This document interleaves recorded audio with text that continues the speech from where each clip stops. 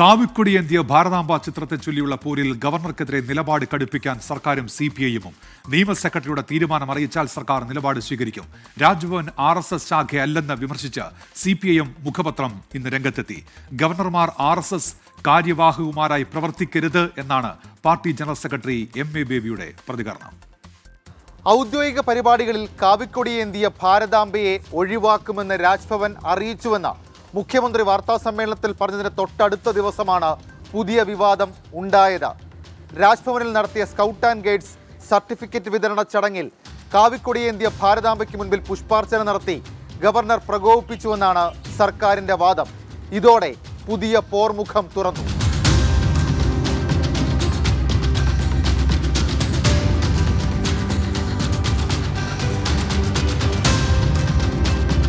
ഇരു കൂട്ടരും വിട്ടുവീഴ്ചയ്ക്ക് തയ്യാറല്ല. ചടങ്ങ് ബഹിഷ്കരിച്ച വിദ്യാഭ്യാസ മന്ത്രി V ശിവൻകുട്ടിയുടെ നടപടി പ്രോട്ടോകോൾ ലംഘനമെന്ന് അന്നേ രാജ്ഭവൻ ചൂണ്ടിക്കാട്ടിയതാണ്. ആ അതൃപ്തി മുഖ്യമന്ത്രിയെ നേരിൽ കണ്ടറിയിക്കാനാണ് ഗവർണറുടെ തീരുമാനം. കൂടാതെ രാജ്ഭവനിലെ ചടങ്ങുകളിൽ കാവിക്കൊടിയേന്തിയ ഭാരതാംബയെ ഒഴിവാക്കുമെന്ന് ആരോടും പറഞ്ഞിട്ടില്ലെന്നും രാജ്ഭവൻ വിശദീകരിക്കുന്നു.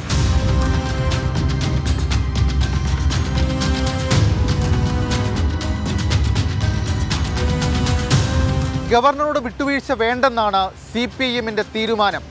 കാവിക്കൊടിയേന്തിയ ഭാരതാംബയെ ഔദ്യോഗിക ചടങ്ങുകളിൽ നിന്ന് ഒഴിവാക്കാൻ നിയമവഴികൾ തേടുകയാണ് സർക്കാർ. നിയമ സെക്രട്ടറിയോടും അഡ്വക്കേറ്റ് ജനറലിനോടും നിയമോപദേശം തേടിയിട്ടുണ്ട്. വിശദമായ നിയമ പിൻബലമുണ്ടെങ്കിൽ തുടർ നടപടികളിലേക്ക് കടക്കും. അതേസമയം രാഷ്ട്രീയ വിമർശനവും കടുപ്പിക്കുന്നുണ്ട് CPI-എം. ഗവർണർ തൊടുത്തുവിട്ട ഭാരതാംബ വിവാദം സർക്കാരിനെതിരെ തിരിച്ച BJP-ക്കും ഇന്ന് ചില ആശയക്കുഴപ്പങ്ങളുണ്ടായി. പ്രതിഷേധ സൂചകമായി BJP സെക്രട്ടേറിയറ്റിന് മുൻപിൽ ഒരു പരിപാടി സംഘടിപ്പിച്ചു.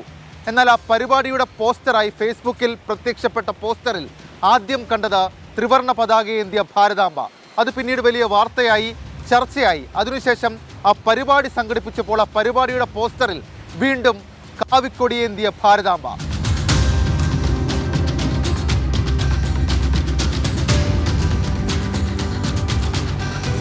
അങ്ങനെ ക്ലിഫ് ഹൗസിനും രാജ്ഭവനും ഇടയിലുള്ള ദൂരം കൂടിക്കൂടി വരികയാണ്.